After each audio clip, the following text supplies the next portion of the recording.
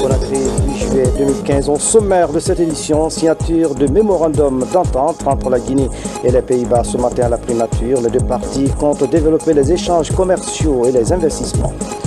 La CENI et la CEDEAO envisagent de travailler ensemble pour la tenue des prochaines échéances électorales en Guinée. Les entretiens se tiennent à cet effet. Au sommaire encore, la gendarmerie nationale marque des points. 14 bandits de grand chemin sont arrêtés. Ils sémaient la terreur dans les préfectures de Koya, du Breka et de Forikaria. Mesdames et messieurs, bonsoir. Merci de votre attention et bienvenue dans cette édition. Un groupe d'investisseurs néerlandais est à Conakry. Il est dirigé par le ministre du Commerce et de Coopération. La délégation des Pays-Bas a été reçue ce mercredi par le Premier ministre chef du gouvernement. La rencontre a abouti à la signature d'un mémorandum d'entente entre la Guinée et les Pays-Bas. Suivez le reportage de Hadi Kamara et Kabasouma.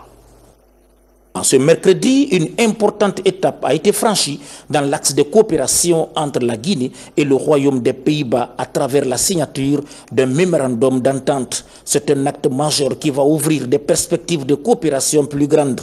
C'est pourquoi Mme Liliane Ploumen, ministre du Commerce extérieur, du Développement et de la coopération du Royaume des Pays-Bas, est venue en Guinée avec une trentaine d'investisseurs néerlandais. Ces investisseurs évoluent dans la santé publique, la construction et la réparation des navires, l'enseignement supérieur, la construction des routes, l'assurance maladie et le développement de l'Internet.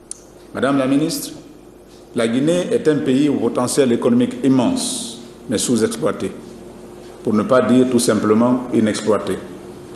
Votre présente mission permettra de jeter les bases d'une nouvelle dynamique de coopération gagnant-gagnant, permettant aux hommes d'affaires et investisseurs de nos pays respectifs de créer des synergies indispensables au climat des affaires et favorisant les échanges commerciaux et financiers. C'est pourquoi, depuis son avènement en 2011, différentes initiatives ont été entreprises par le gouvernement guinéen pour favoriser les investissements. Il faut favoriser le mouvement des citoyens, notamment des opérateurs économiques entre nos deux pays. This is the first visit of a minister of the Netherlands to give... de nos pays, la première fois qu'un ministre néerlandais vient en Guinée. Madame la ministre ne vient pas seule, mais elle vient, dans son sillage viennent 30 entrepreneurs et investisseurs néerlandais qui veulent travailler avec la Guinée. La Guinée a traversé une période très difficile. Les Pays-Bas et Madame la ministre expressent ses condoléances aussi avec les pertes qu'il y a eu à cause de la maladie Ebola. Les Pays-Bas, nous avons été votre ami pendant cette époque difficile avec de l'aide humanitaire, mais on veut rester aussi votre ami pour la période post-Ebola, pour vous aider à continuer une croissance inclusive où tout le monde participera. Auparavant, Mme Liliane Ploumen a été reçue en audience par le Premier ministre chef du gouvernement. L'entrevue a porté essentiellement sur le renforcement du partenariat entre la Guinée et le Royaume des Pays-Bas. L'accent a été également mis sur l'appui du Royaume des Pays-Bas dans le cadre de l'amélioration du système de santé et de l'économie guinéenne frappée de plein fouet par Ebola. Et puis Hadi Kamara a précisé que le Premier ministre chef du gouvernement a plaidé pour l'installation à Conakry d'un consulat des Pays-Bas pour davantage renforcer cet élan de coopération. Nous revenons sur les grandes lignes de ce mémorandum d'entente signé ce matin entre le ministre du Commerce extérieur et du Développement des Pays-Bas et le ministre des Affaires étrangères et des Guinéens de l'étranger de la République du Guinée sont convenus de ce qui suit. Dans le but de développer le secteur privé en République de Guinée, de promouvoir les échanges commerciaux et les investissements entre les deux pays, les Pays-Bas s'engagent à mettre en place le programme néerlandais de soutien pour les entreprises en Guinée, ouvrir la société financière de développement néerlandaise pour ses opérations en Guinée, mettre en place le programme Drive en vue d'encourager le développement des infrastructures, ajouter la Guinée à la liste des pays cibles du centre néerlandais pour la promotion des importations en provenance des pays en développement, en vue de promouvoir ses exportations vers les marchés européens, ouvrir la Guinée au programme de développement PUM à travers lequel des experts soutiendront les PME et guinéennes, ajouter la Guinée dans la liste des pays cibles pour les bourses universitaires, dans le domaine de la santé. 2. Soulignant l'importance de la coopération régionale, les Pays-Bas reste un des partenaires et bailleurs de fonds privilégiés de l'Organisation pour la mise en valeur du fleuve Sénégal, dont la Guinée est un des 4 pays membres. Convaincus que les relations bilatérales doivent être approfondies, les Pays-Bas ont ouvert avec l'accord de la Guinée un consulat honoraire à Conakry à partir du 1er juin 2015. 4. Le gouvernement de la République de Guinée s'engage à recevoir sur son territoire les entreprises néerlandaises et à créer les conditions propices à leur épanouissement. Les 2 parties encouragent la tenue des consultations périodiques entre les personnalités de divers secteurs de leurs pays respectifs. 6. Le présent mémorandum d'entente entrera en vigueur à partir du jour de sa signature pour une durée de 5 ans, renouvelable pour des périodes successives de 5 ans sans préjudice de l'intention de l'une des 2 parties à y mettre fin à tout moment avec un préavis de 6 mois avant la date de son expiration, par notification écrite par voie diplomatique fait à Conakry le 8 juillet 2015 en 2 exemplaires originaux en langue française signés Son Excellence Lousséni Fall, ministre d'État, ministre des Affaires étrangères et des Guinéens de l'étranger, Son Excellence Madame Liliane Pomène, ministre du Commerce extérieur et du Développement. Du nouveau, à la Banque centrale de la République de Guinée, la caractéristique du nouveau billet de 5000 francs guinéens, version 2015, a été présentée au cadre de la BCRG et ses partenaires. Cette nouvelle version de 5000 francs guinéens sera bientôt mise en circulation dès la fin du mois en cours. Les précisions avec Boubacar Ba. Comment identifier un véritable billet de banque de 5 000 francs version 2015? C'est pour répondre à cette question que la Banque centrale a organisé un atelier de vulgarisation et d'information sur le nouveau billet de 5 000 à l'intention des cadres des banques et assurances et les institutions de microfinance. Par la vue ou par le toucher, ce billet est de taille moyenne, frappé de plusieurs sigles hautement sécurisés qui, contrairement aux autres billets, permet aussi aux malvoyants d'identifier cette coupure par le toucher à l'aide de 3 lignes sensibles. En plus, au billet de 5 000 francs guinéens, le fil de sécurité a été doté d'une couleur qui change de vert à magenta. Et il y a aussi un élément optiquement variable, c'est-à-dire c'est un élément imprimé qui change aussi sa couleur à l'inclinaison du billet. Le billet est fortement sécurisé. Cependant, les billets de banque de tous les pays sont sujets au cours de leur vie à des attaques de tous ordres. C'est pourquoi la Banque centrale a entrepris le projet ambitieux d'adaptation de ces billets de banque et des éléments de sécurité qui sont incorporés aux standards internationaux. Ainsi, ces nouveaux billets seront plus petits, plus sécurisés et renferme les dernières innovations de l'industrie fiduciaire. Ce billet de 5 000 qui sera lancé dès la fin du mois a les mêmes caractéristiques de 20 000 à la seule différence sur la couleur du billet. Les autorités de la Banque centrale ont mis en circulation déjà un stock important de petites coupures de 100, 500 et 1000 pour soulager les populations et faciliter l'utilisation des gros billets de banque. Près de 3 millions de dollars pour la Guinée, c'est l'enveloppe que la société Emercom et l'Organisation internationale de la protection civile de la Fédération de Russie apportent à notre pays dans la lutte contre le virus Ebola. Le gouvernement apprécie le geste. Haya Ramatoulaye Touré. Ce don d'une valeur de plus de 2 millions de dollars est composé de 2 lots d'équipements médicaux, de consommables, de désinfectants, du matériel de protection individuelle et d'un magasin mobile pour stocker les médicaments. Il est destiné à la lutte contre la propagation de la maladie à virus Ebola. La Russie a bien entendu l'appel du peuple frère guinéen dans ce moment très difficile de la lutte contre le virus d'Ebola, et nous avons envoyé cet équipement médicaux. J'espère bien que cette aide pourra vous aider d'atteindre le niveau 0 Ebola jusqu'à la fin de l'année. La Fédération de Russie s'est beaucoup impliquée dans la lutte contre Ebola en Guinée. Nous remercions M. le chargé d'affaires et nous lui demandons, au nom de son Excellence, M. le Président de la République, Alpha Condé, et au nom du peuple de Guinée, de transmettre aux autorités et au peuple russe nos sentiments de remerciement, de reconnaissance de tout ce que la Fédération de Russie a fait pour la Guinée et continue à faire pour la Guinée, pour nous montrer la qualité de nos relations d'amitié et de coopération avec ce pays. Avec ces actions humanitaires, les institutions chargées de lutte contre Ebola feront face aux énormes défis qui les interpellent dans l'exercice de leur mission. Et puis, la première dame de la République séjourne en France. Haya Yenekode s'est rendue au chevet des bébés siamois à Paris.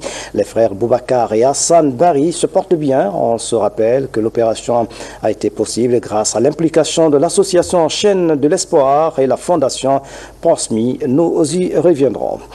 Coopération, la Caisse nationale de sécurité sociale vient de bénéficier d'une ambulance médicalisée. Ce don offert par le consulat honoraire de l'Inde va renforcer la capacité de la clinique de la Caisse nationale de sécurité sociale. Yaya Silla signe ce reportage. C'est une ambulance médicalisée pour le transport des malades que le consulat honoraire de l'Inde en Guinée a offert au collège médical de la Caisse nationale de sécurité sociale. Un geste qui symbolise l'excellence des rapports entre le consulat de l'Inde et la Caisse nationale de Guinée. Nous pensons à travers ce geste contribuer au renforcement des liens entre l'Inde et la Guinée, qui est un parfait exemple de coopération sud-sud. Nous ne doutons pas un seul instant qu'il en sera fait très bon usage. Cette ambulance médicalisée offerte à la Caisse nationale est équipée d'une radio, d'un lit et d'un appareil de réanimation. Et c'est l'occasion vraiment idéale pour nous de dire en votre présence merci au donateur qui est en même temps le patron de Topaz. Topaz est l'un des grands contributeurs de la Caisse nationale de sécurité sociale. Nous avons de très bonnes relations et il ne cesse davantage de nous conseiller et nous assister quand c'est nécessaire. Le consulat honoraire de l'Inde n'est pas à son premier geste en faveur de cette institution de protection sociale. Grâce à ce partenariat, le collège médical s'est doté d'un cabinet dentaire, d'un labo biomédical de référence, d'un scanner de 16 barrettes et d'une mammographie. Au-delà de l'aspect matériel, c'est d'abord une marque de confiance. Ça veut dire qu'aujourd'hui, une entreprise en Guinée, un très grand contributeur, comme l'a dit le directeur tout à l'heure, en matière de sécurité sociale, fait confiance à notre système et accepte de lui apporter son appui pour permettre à la Caisse de sécurité sociale de remplir convenablement ses missions. Et c'est un message aussi, par là même, au-delà du matériel, encore une fois, vis-à-vis des autres entreprises, pour qu'elles prennent conscience de cet outil qu'est la Caisse de sécurité sociale, en contribuant, en régularisant, en se déclarant et en faisant de telle sorte que les travailleurs guinéens soient mieux protégés. Le centre médical de la Caisse nationale de sécurité sociale sera bientôt inauguré et mis à la disposition de tous les patients. La Caisse nationale de sécurité sociale dans le vent du renouveau. Merci Yaya Silla. La CENI et la CEDEAO se concertent à Conakry pour l'organisation des élections en Guinée. Les deux parties envisagent de travailler ensemble pour la réussite des prochaines échéances électorales. Seydou Manidialo fait le point.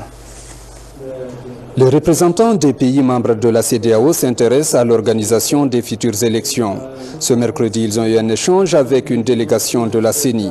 Ces commissaires étaient venus leur expliquer les différentes opérations déjà exécutées par l'institution. Nous sommes venus expliquer à messieurs les ambassadeurs de la CEDEAO le travail que nous sommes en train de faire pour une élection acceptée de tous, une élection qui va regrouper tous les Guinéens autour d'un même objectif. Au nombre de ces points abordés lors de ce tête-à-tête figure en bonne place la question du chronogramme et l'état du fichier électoral. Deux sujets longuement passés en revue avec tous les arguments juridiques. En vérité, la CENI, en tout cas d'après les explications de ses experts, est actuellement prête pour l'organisation des élections. Les pays de la CEDEAO sont très intéressés par la situation politique en Guinée.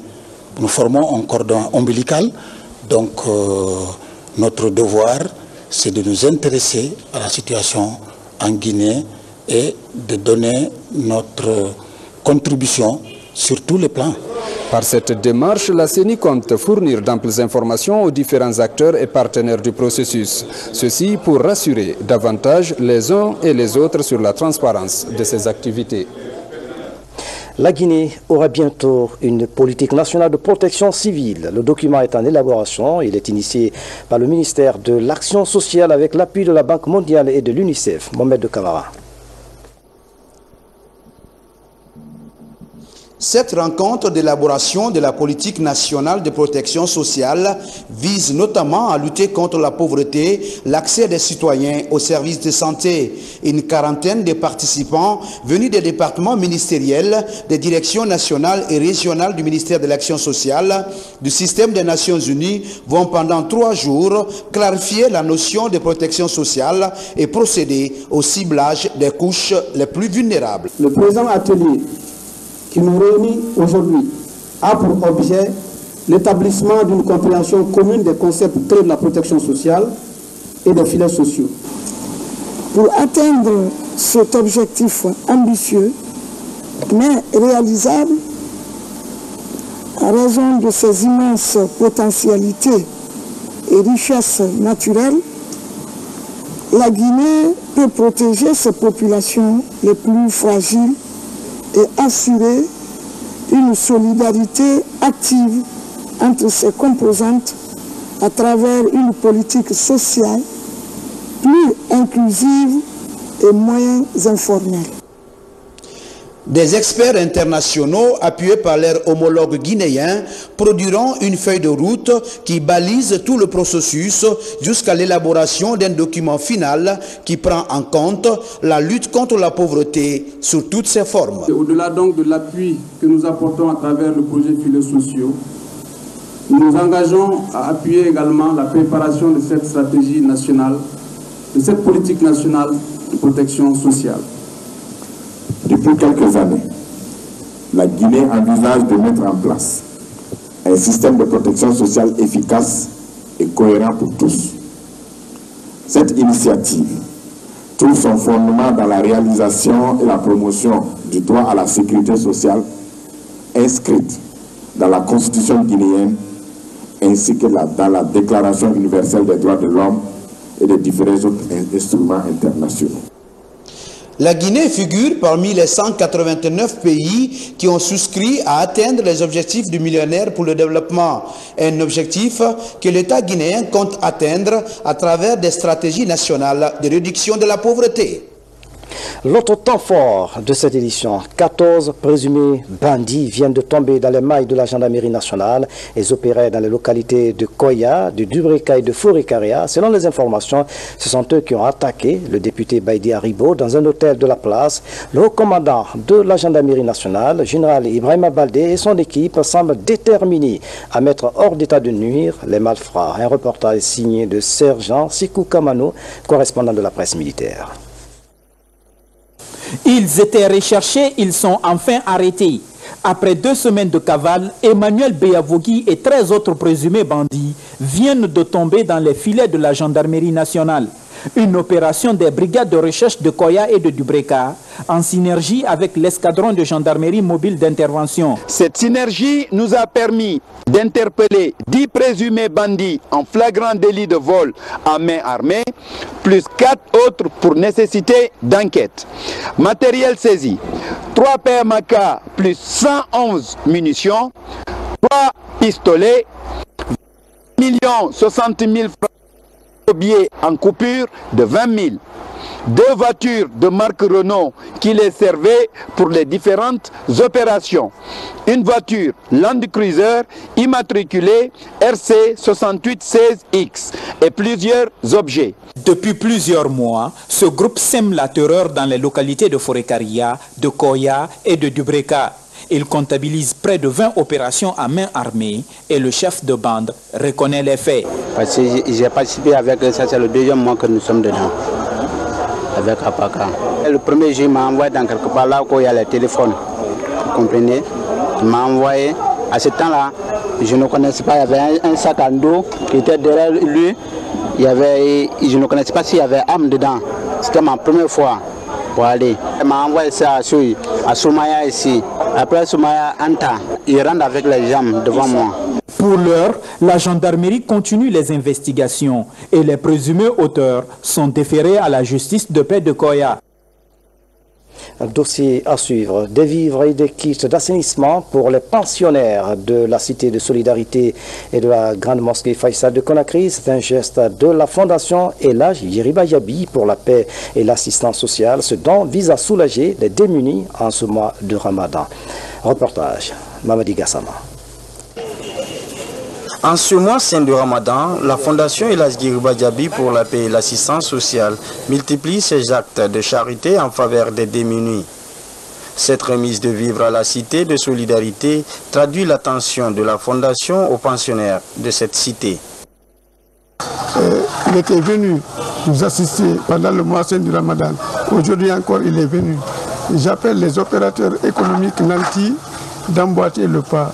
Du côté de la Grande Mosquée Faïsal de Conakry, en plus des vivres, la Fondation a également offert des kits à l'Association des musulmans de Guinée pour l'assainissement des mosquées. Ceci pour les permettre de mener à bien leur mission. Elhadji Yabi, on souhaite beaucoup et on nous félicite. Beaucoup d'années, beaucoup d'heureuses années. En octroyant ces vivres, les responsables de la Fondation estiment qu'ils obéissent aux règles et aux principes de la religion musulmane. Nous sommes venus, c'est non seulement présenter à nos frères et sœurs que nous sommes avec eux de cœur. Nous sommes avec eux de tout ce que nous avons. Nous sommes disponibles à partager avec eux pour la paix. La raison pour laquelle nous sommes venus socialement pour venir partager ces petits dons. Ce geste de la Fondation n'est pas le premier du genre. Il va s'élargir à d'autres endroits de la capitale. La Chine et la Guinée vers la dynamisation de la coopération culturelle. Des entretiens ont eu lieu entre le ministre de la Culture et l'ambassadeur de Chine en Guinée. Conakry et Beijing envisagent donc de développer les échanges culturels. Francis Collier, reportage. Le ministre en charge de la culture a été reçu par l'ambassadeur de la Chine. Au menu des discussions, le réchauffement des liens de coopération culturelle à travers la formation et les moyens pouvant faciliter la production et la diffusion des œuvres artistiques. Nous sommes venus pour échanger un peu avec son Excellence, Monsieur l'ambassadeur, pour que notre coopération culturelle, qui existe déjà, puisse être renforcée, que des échanges culturels et artistiques se fassent, que la formation soit assurée dans le cadre de la participation à des rencontres artistiques et culturelles en Chine et en Guinée, par des artistes chinois et par des artistes guinéens, dans le cadre de la formation en solfège pour la musique, la décoration, la peinture, etc. Donc c'est important de réchauffer ces relations de coopération culturelle entre la Guinée et la Chine. Chaque pays a son atout. La culture joue un rôle très important dans les échanges humains. Joue un rôle très important dans la coopération, dans les relations bilatérales entre nos pays. Comme ambassadeur de Chine en Guinée, je voudrais bien travailler beaucoup pour renforcer et promouvoir cette coopération culturelle entre nos pays. Le rappel des liens historiques depuis 1959 a permis aux deux hommes d'orienter leur point de vue sur les aspects culturels qui vont être développés dans cette coopération entre la Guinée et la Chine. Des documents vont être produits et la phase pratique suivra pour le bien des deux peuples. Et puis, page noire, avant de refermer cette édition, l'ex-député à l'Assemblée nationale, doyen des opérateurs économiques de Guinée, Elhadji Samba Daro Massiba, est décédé hier, mardi, des suites de maladie à l'âge de 93 ans. Le Premier ministre, chef du gouvernement, s'est rendu à la maison mortuaire pour présenter les condoléances du chef de l'État, professeur Alpha Condé, et du gouvernement. Nous y reviendrons. Voilà, c'est la fin de cette édition. À tous, merci de nous avoir suivis. Excellente soirée, où que vous soyez dans le monde. À demain.